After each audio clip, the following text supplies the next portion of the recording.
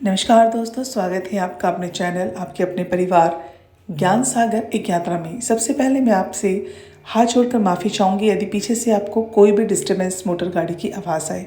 तो आज हम बात करेंगे एक महिला संत मीराबाई की, जिन्हें कि आप अच्छी तरीके से जानते हैं, पर जो बच्चे नहीं जानते हैं या जो लोग पहली बार मीराबाई के बारे में सुन रहे हैं तो उनके लिए ये बहुत ही अच्छा होगा एक संत के बारे में, एक महिला संत के बारे में सुनना और उनको सुनते हुए अनुभव करना। तो आइए जानते हैं मीराबाई का जन्म 1498 ईस्वी में राजस्थान के मेड़ात में हुआ। उनके पिता रतन सिंह राठौड़ मेड़ात के राज परिवार से थे। मीराबाई बचपन से ही भक्ति और प्रेम का प्रतीक थी। एक बार जब मीराबाई केवल 4 साल की थी, उन्होंने एक बारात देखी और अपनी माँ से पूछा, मेरा दूल्हा कौन है? उनकी माँ ने हंसते हुए भगवान श्री कृष्ण की मूर्ति की ओर इशारा करते हुए कहा, यही है तुम्हारे दूल्हे। उस दिन से मीराबाई ने कृष्ण को अपना पति मान लिया और उनकी भक्ति में लीन हो गई। मीराबाई का विवाह चित्तौड़ के राजा भोजराज के साथ हुआ। भोजराज वीर और धार्मिक व्यक्ति थे, लेकिन मीरा का जो कृष्ण प्रेम इतना गहरा था कि वह संसारिक रिश्तों से पूरी तरह परे ही थी, पूरी तरह परे थी। उन्होंने अपना अधिकतर समय मंदिर में भजन गाने और साधुओं के साथ सत्संग में बिताया। यह बात उनके ससुराल के लोगों को पसंद नहीं आई।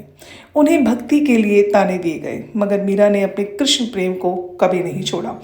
मीराबाई को उनके भक्ति मार्ग से हटाने के लिए कई प्रयास किए गए, बहुत प्रयास किए गए। कहा जाता है कि उन्हें जहर का प्याला दिया गया, लेकिन वह प्याला मीरा के लिए अमृत बन गया। उन्हें जहरीला सांप भेजा गया हार के तौर पर, लेकिन वह सांप फूलों की माला में बदल गया। इन सभी घटनाओं ने साबित किया कि मीराबाई पर ईश्वर की असीम कृपा थी। वह कहती थी, जाको रखे साइया मार सके ना कोई।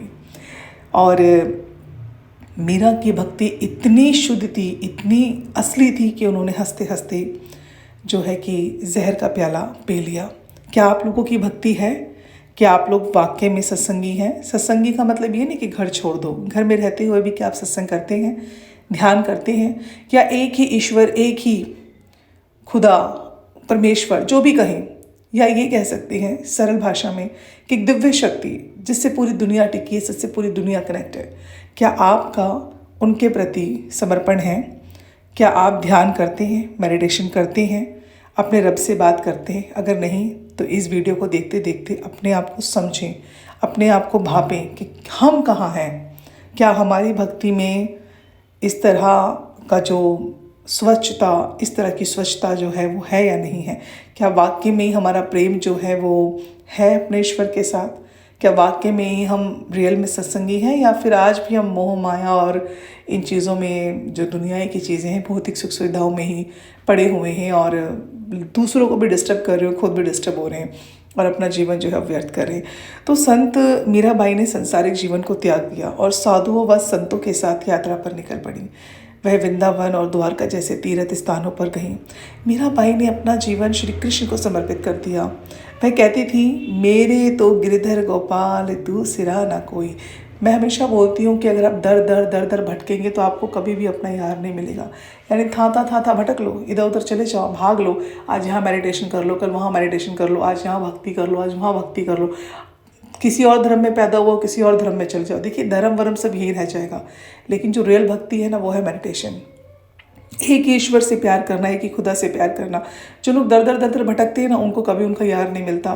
कहते हैं अगर एक ही दर पर मत्था रगड़ेगा तो असली यार से मिल जाएगा।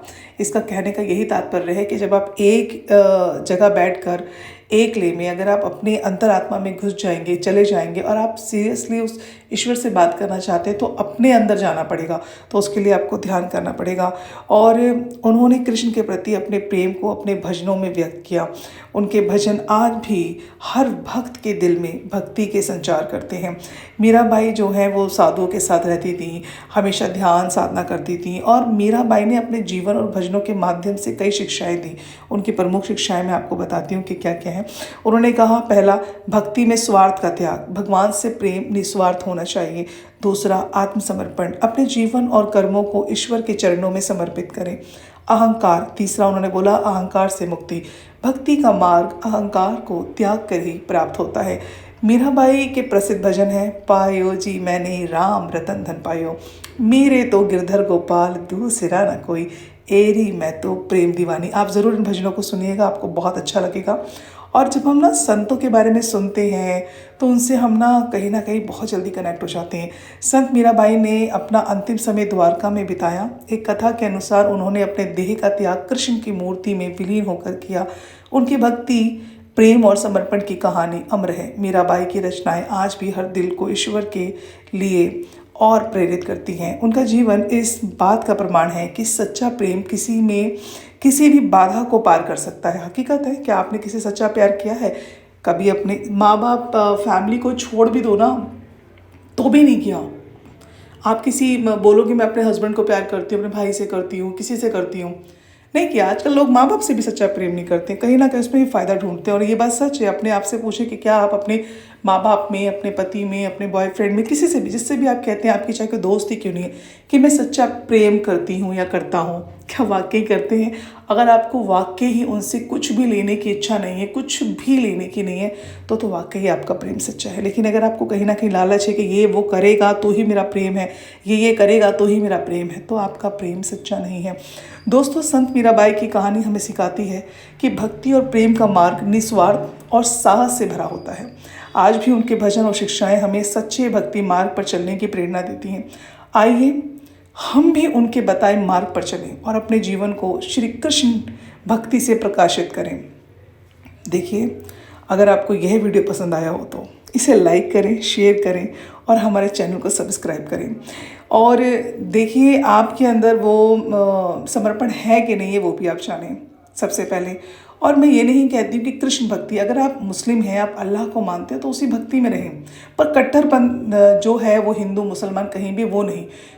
जो इंसान सोचते हैं भगवान की पूजा कर रहे हैं, या हम नमाज़ पढ़ रहे हैं, या हम चर्च जा रहे हैं, हम गुरुद्वारे जा रहे हैं, तो हम कट्टर हो जाएं, क्योंकि कोई भी ईश्वर हमें कट्टर होने के लिए नहीं कहता है।